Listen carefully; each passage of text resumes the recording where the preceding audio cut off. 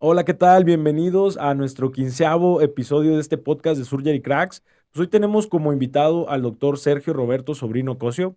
El doctor es gastroenterólogo, endoscopista y actualmente es editor en jefe de la revista Cirugía y Cirujanos. Y pues bueno, espero lo disfrutes, vamos a obtener muchísimos datos de él y más que nada en todo esto que es la investigación científica.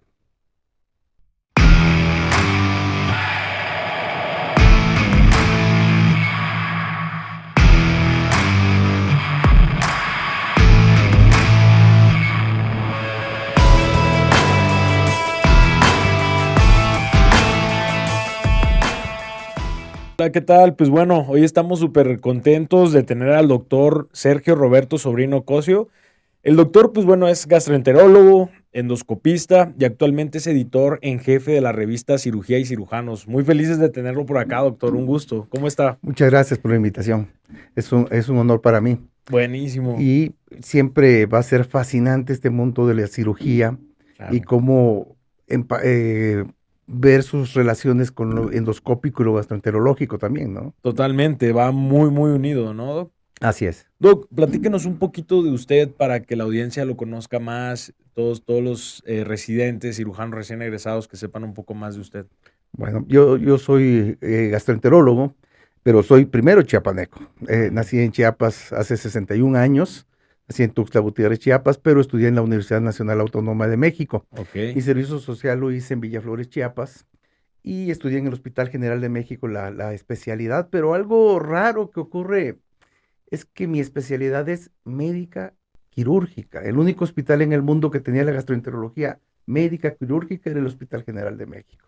Entonces tuve un entrenamiento quirúrgico, tuve un entrenamiento gastroenterológico y posteriormente, cuando te dicen, entonces eres un híbrido, tuve que decidir, me dediqué a lo endoscópico. Ajá. Buenísimo, Doc. Y pues mire, qué sorpresa que usted también es de Chiapas. Justo acabo de entrevistar al doctor Roberto Estrada de Puebla, también chapaneco. Ah, Me he estado encontrando últimamente con chapanecos. Dicen que estamos por toda la por toda República, la ¿no? República. ¿Y visita últimamente Chiapas? Sí, claro, mis papás viven allá, sí. Buenísimo, muy bonito estado, ¿verdad? Así es. Doc, y entonces usted comienza con endoscopía. ¿Y cómo llega a ser editor en jefe de la revista Cirugía y Sí, Cirujanos? primero mi formación en el Hospital General de México estuve en el área endoscópica, principalmente durante 12 años. Ok, Posteriormente me fui al Instituto Nacional de Cancerología, donde estuve en endoscopía, como encargado de la cuestión de investigación inclusive, pero en endoscopía, ok. o sea, haciendo procedimientos Endoscopia. endoscópicos. Al paso del tiempo, con el doctor Juan Miguel Audo, cuando llega a ser presidente de la Academia Mexicana de Cirugía, a la cual pertenezco desde hace 12 años, Ok. me hace la invitación porque ya había tenido participación también en la revista de Gastroenterología de México como editor y asimismo en la revista Endoscopía de México como editor y he colaborado con varias revistas internacionales. Entonces hice una maestría en ciencias. Entonces Ok. el aspecto de investigación siempre va a la par del aspecto académico que es parte de mi formación. Entonces cuando tuve este ofrecimiento hace 5 años, pues busqué un grupo para darle una solidez mayor al grupo de la revista, ¿no? Ok, ok. Y ahorita, actualmente, ¿cuánto tiempo lleva ya como editor en jefe? 4 años y medio, cuatro Ya años y medio. bastante, bastante tiempo. Sí. Y prácticamente usted ahí va viendo los artículos que son relevantes o cómo labora ¿Cómo un editor, funciona? cómo funciona un editor en Bueno, jefe. un editor no trabaja solo, tiene que tener un grupo de editores y Ok, actualmente pues el idioma universal es el inglés de alguna manera, entonces claro. tiene que tener uno pues editores en inglés y editores en español, Ujú. obviamente también un cuerpo académico sólido, ese es el comité editorial que tanto puede ser extranjero y también es mexicano, haciendo una representatividad de diferentes especialidades, porque en la revista hay más de 55 especialidades. Ok. eh, Quirúrgicas, uno diría cirugía y cirujanos es algo quirúrgico, sí, pero tienen abiertas las puertas también otras áreas médicas, ¿A poco? van a la ¿Cómo qué par. otros tipos de áreas podrían publicar en cirugía y cirugía? Cardiología, medicina interna, Buenísimo. hay otras áreas no quirúrgicas, reumatología, inclusive ahorita con todo el COVID, se empatan porque dice uno en los tiempos del COVID, le ponemos como apellido, algo Claro, sucedió a partir de ese momento en las diferentes áreas quirúrgicas, tuvimos que cambiar. claro, Entonces claro. sí. Doc, ¿y han hecho algo actualmente con la revista como digitalizarla o ha habido algún cambio actual o cómo llega a alguien que la quiera estar Sí, adquiriendo y eh, leyendo? está digitalizada, es libre, también esta es una ventaja. No hay un costo ni para publicación tampoco. Okey, Eh, Cuando recibimos la revista teníamos un rezago de 300, 400 artículos que no habían salido, entonces empezamos a trabajar así. Y dábamos cabida mucho a los casos clínicos, que es como uno empieza como médico a presentar un caso clínico que tiene que ser especial de alguna manera. claro, Pero ya teníamos muchos casos clínicos y solamente podíamos publicar durante el año 6 números, okey. pero por número 3 casos clínicos, o sea, 18 casos clínicos y teníamos 80. Sí, sí, sí, Entonces sí. tuvimos que cerrar la puerta a lo que es casos clínicos. Yo espero que en el transcurso del año volvamos a abrir esa área porque el Es residente, más el fácil interno, digamos, es los primeros pasos que damos es para publicar es eso. un caso clínico. Y pues una cosa es a qué le apuesta una revista, el factor de impacto, que voy a explicar un poquito y brevemente de qué se Claro, claro, trata, claro. o a la difusión de la ciencia. Uno diría a la difusión de la ciencia, pero si doy difusión y abro la revista a muchas personas o abrimos la revista como grupo editorial, se cae el factor de impacto. Porque el factor de impacto es el número de citas que citan otras revistas, algún artículo de nosotros en los 2 últimos años, dividido en el número de artículos que se publican en esos 2 años. Entonces, mientras más citas tenemos, pues y se incrementa el factor de impacto.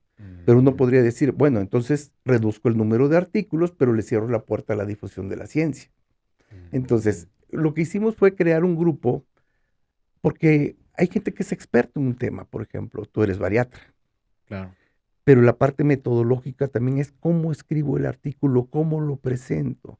Y a veces lo que buscamos ahí en la revista es cómo orientar a la gente que no tiene tanta experiencia en una publicación, cómo presentar su trabajo de investigación de alguna manera, no solamente el aspecto de expertise en el tema, ¿no? Okey, okey. ¿Y cómo se pueden acercar a la revista Cirugía y Cirujanos, alguien que quiere publicar?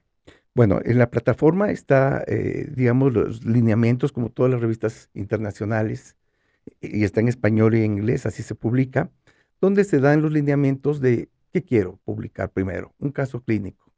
Vienen las pautas, si es una serie de casos, si es un estudio clínico aleatorio, si es una revisión del tema, que actualmente lo hacemos por invitación, pero a veces nos escriben y me interesa escribir este tema.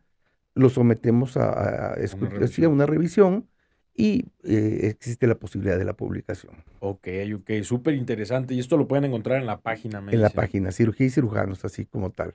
Okey, Doc, y fíjese, bueno, actualmente viene siendo algo muy importante y también a forma de que yo creo que como residente lo empiezas a ver como para hacer un currículum, el publicar algo.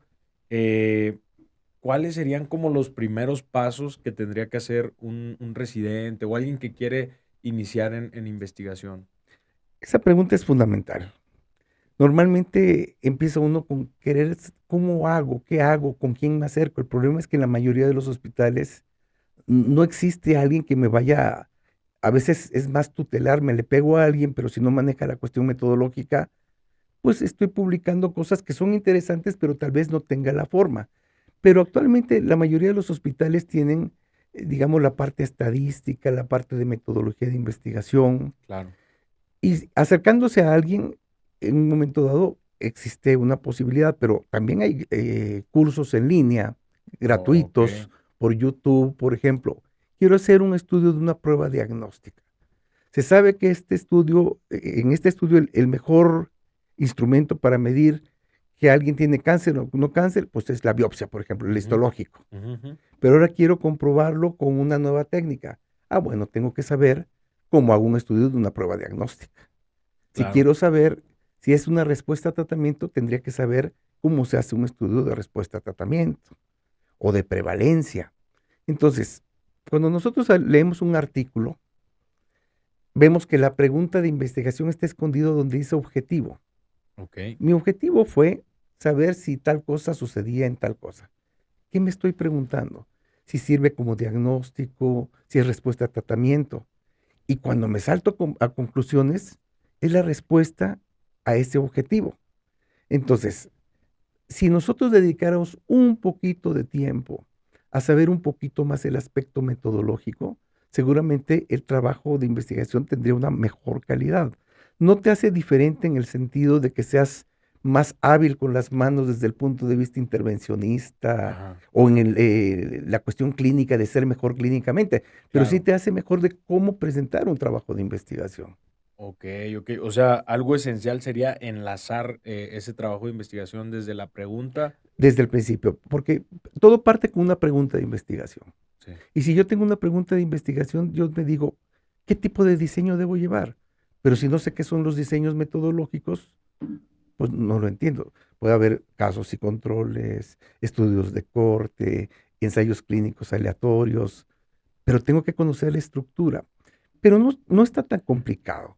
Al Ok, final de ok. cuentas es acercarse a las diferentes plataformas y ver cómo se hace un trabajo así. Ah, ok. Entonces, por ejemplo, un residente, no sé, que dice, quiero investigar algo.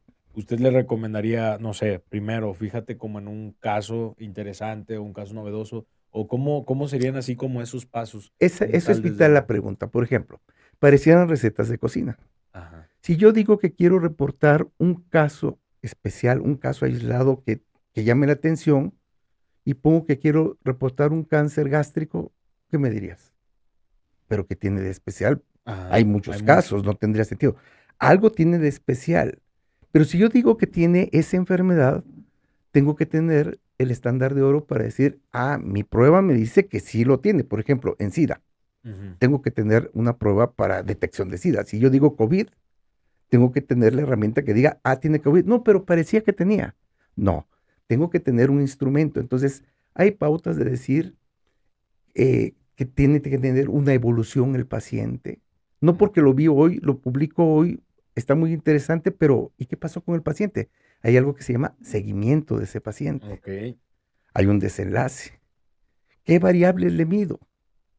Pero igual pasa en los casos clínicos. Por ejemplo, un caso clínico aislado es un individuo nada más.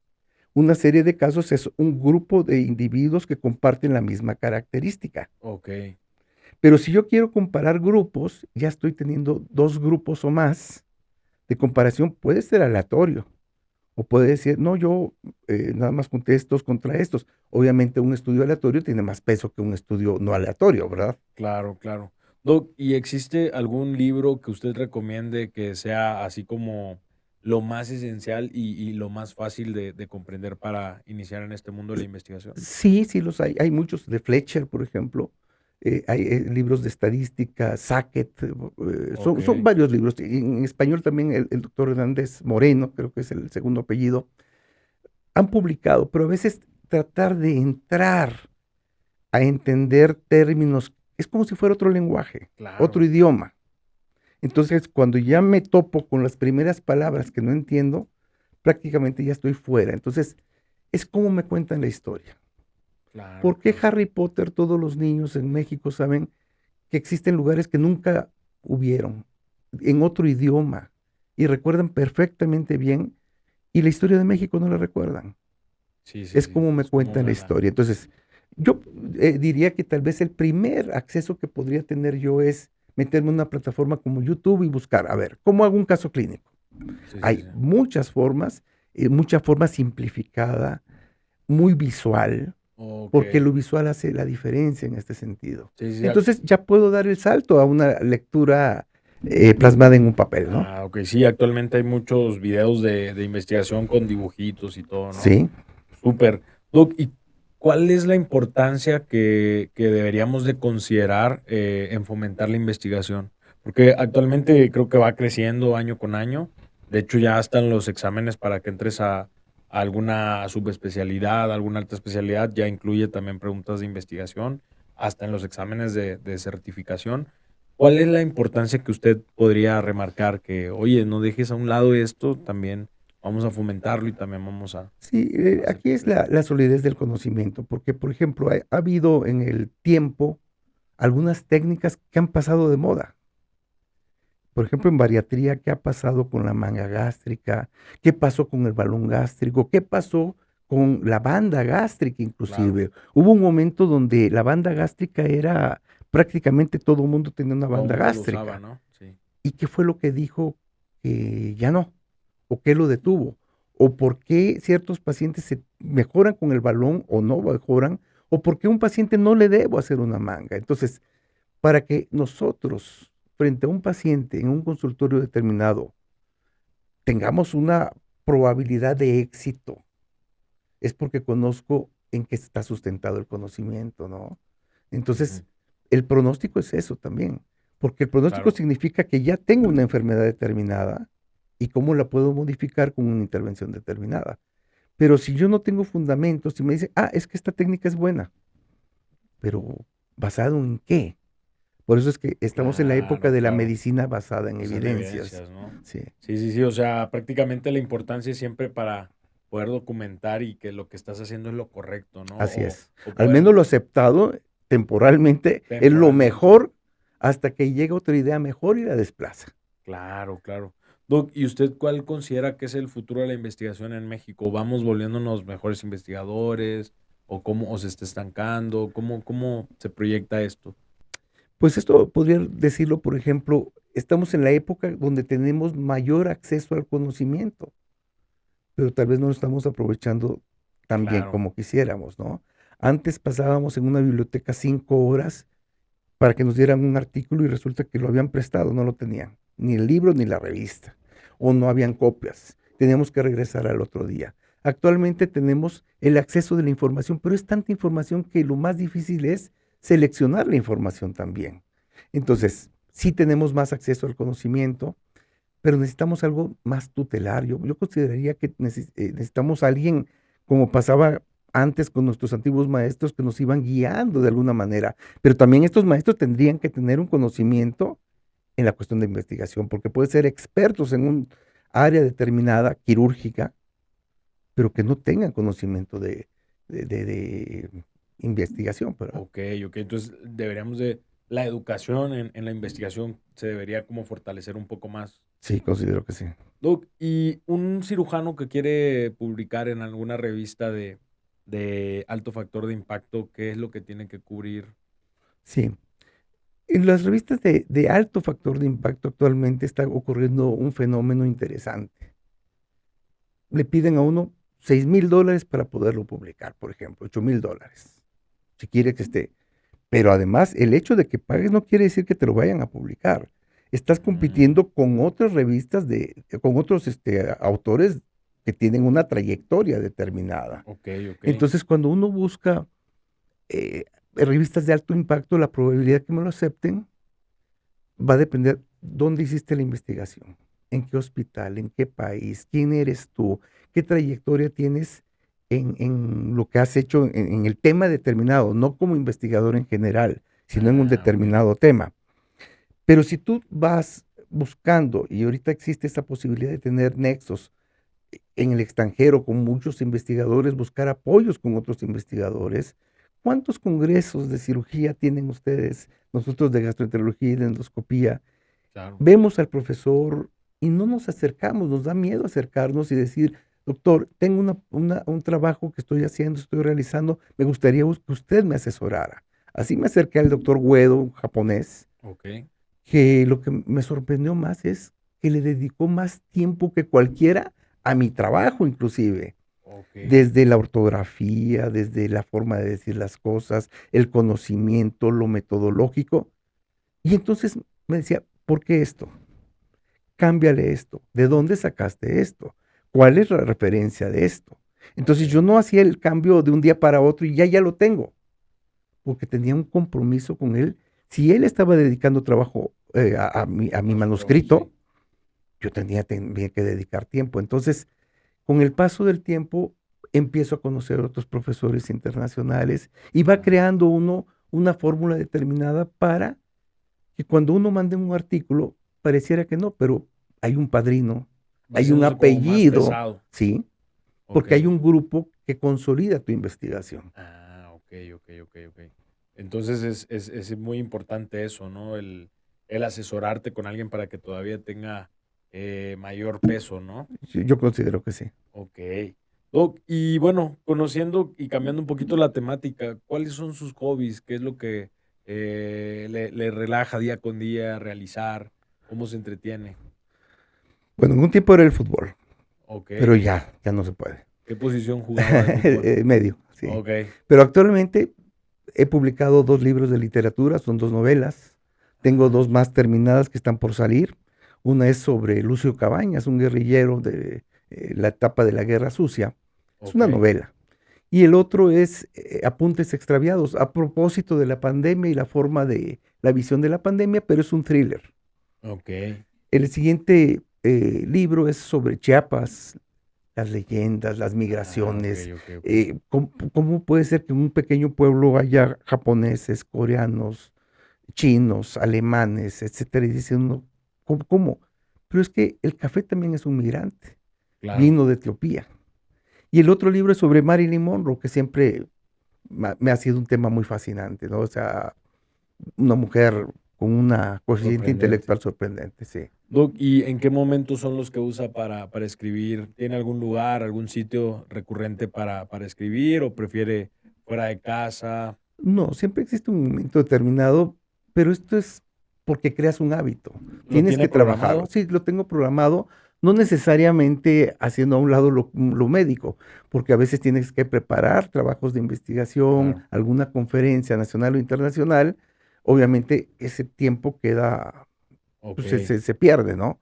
Pero a veces va uno a un congreso y aprovecha uno ir a una playa o está uno A caminando, relajar, sí. está uno pensando, de alguna manera es algo que ya traes contigo. Ok. ¿Y tiene como un horario en específico para escribir o justo Las cuando noches. en las noches? Las noches como el avión. Ahí no suena el celular. Ah, ok, ok, ok. Entonces no hay distractores. Perfecto. Es un momento Sí, favorito para escribir. las noches. Buenísimo. No, pues sí tiene. ¿Y ya publicó alguno de ellos? O sea, ya salió. Están 2 publicados, están en librerías Ah, ok, conocidas en ok. México. ¿Cuáles son ellos, los títulos? Lo que no deja sombra es la historia de Lucio Cabañas, pero Ok. novelada, como por qué alguien es un héroe y alguien no. ¿Por qué Zapata llegó a ser héroe o Ah, ok. Villa llegó a ser héroe, pero Lucio Cabañas, que luchó por los pobres, no llegó a hacer eso? Ok, Inclusive ok. está olvidado, no dejó sombra. Y la otra, Apuntes extraviados, también está en Gandhi, está en Amazon, está en O sea, sí. la Casa del Libro, ¿sí? Buenísimo. Vamos a colocar los títulos para que igual los que se interesen en, en- Muchas en leer. gracias. Suena interesante, ¿no? Como dice usted, porque alguien sí pudo sobresalir y ser marcado como un héroe, cuando alguien que hizo algo muy similar, no. Y también cosas malas, Oh, claro, porque todo surge cuando, como médico, tengo que internar al segundo de Lucio Cabañas y yo me entero en ese momento. Y lo primero, en la hospitalización, le digo, no voy a hablar de medicina ahorita, pero quiero que me respondas una pregunta. Sí, dime. Era un indígena con 2 doctorados en economía, ok, diputado del PRD en ese entonces, ok, ok. y pregunté si había valido la pena, ¿no? Y me dice, ¿de qué? ¿Del movimiento? Sí, es que no lo sé. Es que hicimos cosas malas también. Y los movimientos cambian en el tiempo. Entonces eso me intrigó, porque alguien se decide a meterse en una lucha determinada o porque alguien no. Porque Claro, todos queremos cambiar algo para bien, sí, sí, sí, pero al paso del tiempo no necesariamente va a ser para bien. claro, claro. Doc, y bueno, ahora tomando lo de endoscopía, ¿cómo observa usted esta mancuerna que tenemos que hacer entre cirujano y endoscopista? ¿Qué opina de ello? Es excelente. Son formas de abordaje, si lo queremos ver así.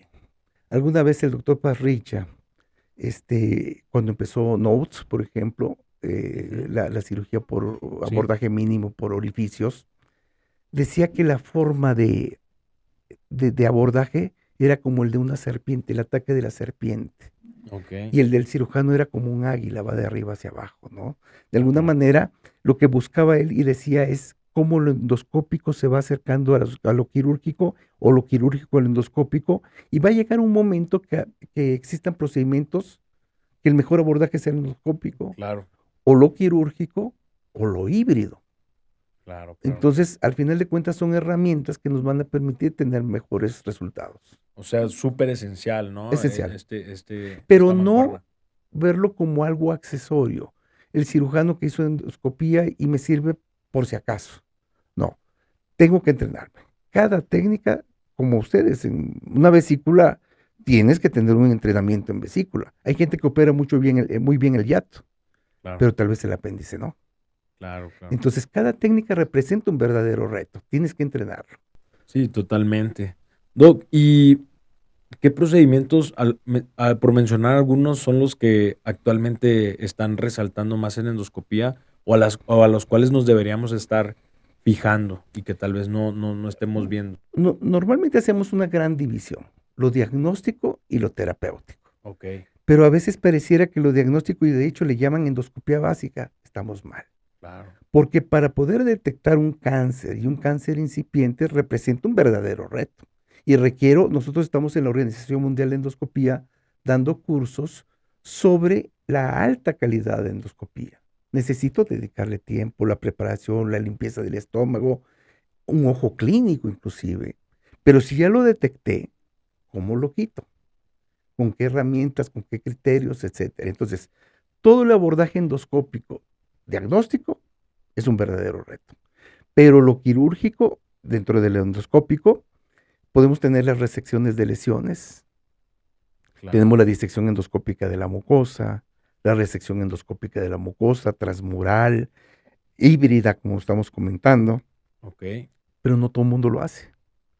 Hay gente que es muy bueno en eso, otros están haciendo Senker, podemos estar haciendo Senker, otros son muy buenos en hemorragia digestiva, que representa un verdadero reto, pero hay prevalencias de enfermedad.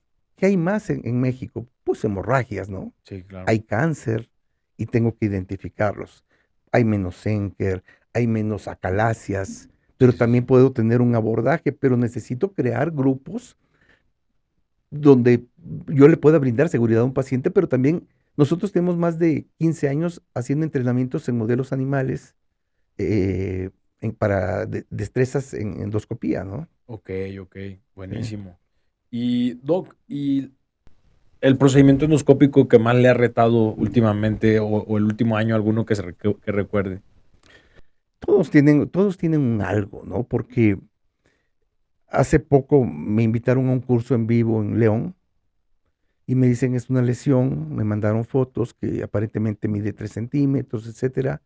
Cuando estamos en el curso en vivo, la lesión mide 8 centímetros y queremos hacer una disección endoscópica de la submucosa, Ok, tenemos que irnos más profundo, invierte más tiempo, es estresante, porque la pregunta es, ¿cuento con todo el material? Yo llevaba mi material, pero yo calculaba para una lesión menor.